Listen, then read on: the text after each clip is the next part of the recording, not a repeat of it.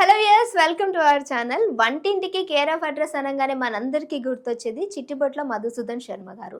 ఈరోజు సార్ నాతో పాటు ఉన్నారు. సార్తో మాట్లాడి మీకు కావాల్సినటువంటి ఆయుర్వేదిక్ రిలేటెడ్, హెల్త్ రిలేటెడ్గా కొన్ని టాపిక్స్ అడిగి తెలుసుకుందాం. మనకి ఏ విధంగా మేకింగ్ చేసి చూపించబోతున్నారు.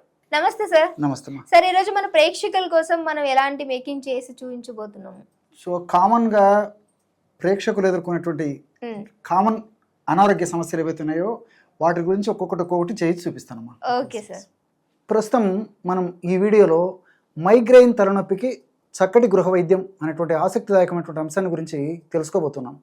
మైగ్రెయిన్ తలనొప్పి, ఈ మైగ్రెయిన్ తలనొప్పినే పార్శ్వపు తలనొప్పి అని చెప్పేసి కూడా కొన్ని ప్రాంతాల్లో పిలుస్తుంటారు అనమాట. ఈ మైగ్రెయిన్ తలనొప్పి సర్వసాధారణంగా 15 సంవత్సరాలు లేదా 20 సంవత్సరాలు దాటినటువంటి వాళ్ళలోనే ఎక్కువ శాతం మందిలో వస్తూ ఉంటుంది. అదేవిధంగా మహిళల్లోనే ఎక్కువగా వస్తుంటుంది. ఈ మైగ్రెయిన్ తలనొప్పి కూడా మానసిక ఒత్తిడి ఎక్కువగా ఉన్నప్పుడు, షుగర్ వ్యాధి నియంత్రణలో లేనప్పుడు, వెయిట్ ఎక్కువగా ఉన్నప్పుడు, అదేవిధంగా ఎండకి ఎక్కువగా ఎక్స్పోజ్ అయినప్పుడు, అదేవిధంగా కొన్ని రకాల ఆహార పదార్థాలు తీసుకున్నప్పుడు, అదేవిధంగా స్త్రీలకు బహిష్టుకు సంబంధించినటువంటి సమస్యలు ఉండి, లేకపోతే బహిష్టు సమయాల్లో కానీ, బహిష్టు ముందు కానీ, బహిష్టు తర్వాత కానీ, ఈ విధంగా నిద్ర లేమితనం ఉండేటువంటి పరిస్థితుల్లో కానీ, ఈ విధంగా ఉండేటువంటి పరిస్థితుల్లో ఈ మైగ్రెయిన్ తలనొప్పి మరీ తీవ్ర రూపం తాల్చుతూ, మరీ ఇబ్బంది పెడుతూ, మరీ విజృంభించి రకరకాల ఇక్కట్ల గురి చేసేటువంటి పరిస్థితి ఏర్పడుతూ ఉంటుందన్నమాట. ఈ మైగ్రెయిన్ తలనొప్పి సర్వసాధారణంగా ఎక్కువ శాతం మందిలో తలకి ఒక భాగంలోనే వస్తే, అతి కొద్ది శాతం మందిలో మాత్రం తలకి 2 వైపులా కూడా వస్తూ ఉంటుంది.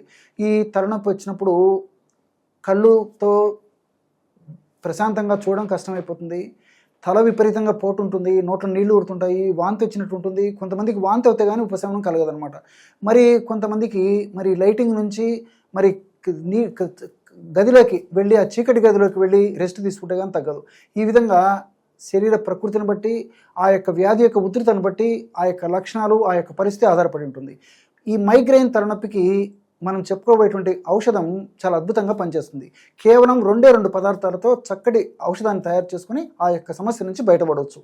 ఆ 2 పదార్థాలు ఏంటంటే, మొట్టమొదటిది నెయ్యి. చూస్తున్నారు కదా, ఇందులో కూడా ఆవు నెయ్యి దొరికేట్లయితే ఆవు నెయ్యి సేకరించుకోండి. ఆవు నెయ్యి దొరికని పక్షంలో గేదె నెయ్యి కూడా వాడుకోవచ్చు అనమాట. రెండవది బెల్లం.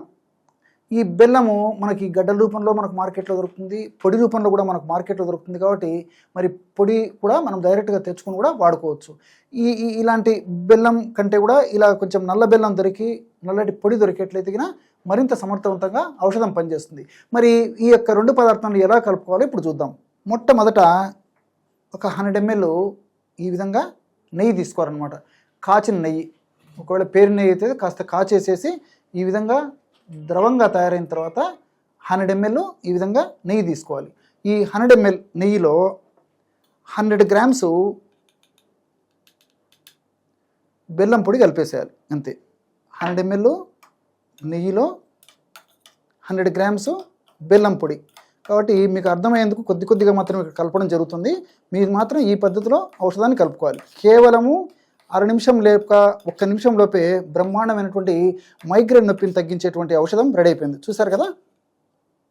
ఈ విధంగా తయారు చేసుకున్నటువంటి ఔషధాన్ని ఒక గాజు సీసాలో నిల్వ ఉంచుకొని రోజు ఉదయం ఆహారానికి ఒక అరగంట ముందు, రాత్రిపూట ఆహారానికి ఒక అరగంట ముందు 2 టీ స్పూన్లు, అంటే 10 grams అనమాట. ఇది స్పూన్ పెద్దగా ఉంది, మీరు చూసేది చిన్న టీ స్పూన్ అయితే సరిపోతుంది అనమాట. ఈ విధంగా 2 టీ స్పూన్లు అంటే ఉదయం పూట 10 grams ఈ యొక్క ఔషధాన్ని చప్పరించేసి మింగేసేయాలి.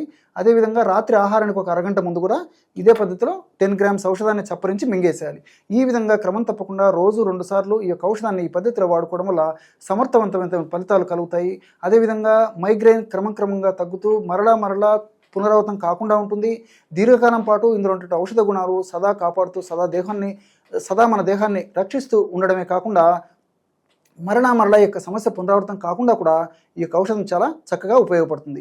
ఆధునికంగా మనం ఆలోచించినప్పటికీ ఈ నెయ్యిలో omega-3 ఫ్యాటీ యాసిడ్స్ సమర్థవంతంగా ఉంటాయి. ఈ omega-3 ఫ్యాటీ యాసిడ్స్ మెదడులో కణాలని ఆరోగ్యవంతంగా ఉంచేందుకు చాలా సమర్థవంతంగా పనిచేస్తాయి. అందువల్ల మైగ్రేన్ అనే తలనొప్పి రాకుండా ఉండేందుకు, వచ్చిన నొప్పి త్వరగా తగ్గేందుకు కూడా సహకరిస్తాయి. అంతేకాకుండా మానసిక ఒత్తిడి ఎక్కువ ఉన్నటువంటి వాళ్ళలో మైగ్రేన్ తలనొప్పి మరీ విజృంభిస్తూ మరీ ఇబ్బంది పెట్టేటువంటి పరిస్థితి ఏర్పడుతుంటుంది. కాబట్టి ఈ యొక్క నెయ్యిలో ఉన్నటువంటి ట్రిప్టోఫాన్ అనేటువంటి రసాయన పదార్థము మానసిక ఒత్తిడిని తగ్గించడం వల్ల కూడా మనసు ప్రశాంతపడి ఆ యొక్క ప్రభావం చేత కూడా పరోక్షంగా ఈ యొక్క మైగ్రేన్ తలనొప్పి తగ్గేందుకు అవకాశం ఏర్పడుతుంది. అంతేకాకుండా బెల్లంలో అనేక రకాలైనటువంటి పోషకాంశాలు ఉన్నాయి. Iron, calcium, magnesium, phosphorus, fibre ఇలాంటి అనేక రకాలైన పోషకాంశాలు కూడా ప్రత్యక్షంగా పరోక్షంగా ఈ యొక్క మైగ్రేన్ తలనొప్పి తగ్గేందుకు సహకరిస్తాయి. వీటన్నిటికి తోడు అతి ముఖ్యంగా ఇందులో మెగ్నీషియం అనేటువంటి పదార్థం ఉందన్నమాట. ఈ మెగ్నీషియం అనేటువంటి పదార్థం బెల్లంలో ఎక్కువగా ఉండడం చేత ఈ మెగ్నీషియం ప్రభావం ఏంటంటే కణాలను ముఖ్యంగా మెదడులో ఉన్నటువంటి కణాలను చైతన్యవంతం చేయడమే కాకుండా, మెదడులో ఉన్నటువంటి కణజాలను చైతన్యవంతం చేయడమే కాకుండా, మెదడులో ఉన్నటువంటి నరాలకు కూడా మంచి శక్తిని ప్రసాదించేందుకు కూడా ఈ యొక్క మెగ్నీషియం అంటే బెల్లంలో ఉన్నటువంటి మెగ్నీషియం చాలా చక్కగా ఉపయోగపడుతుంది.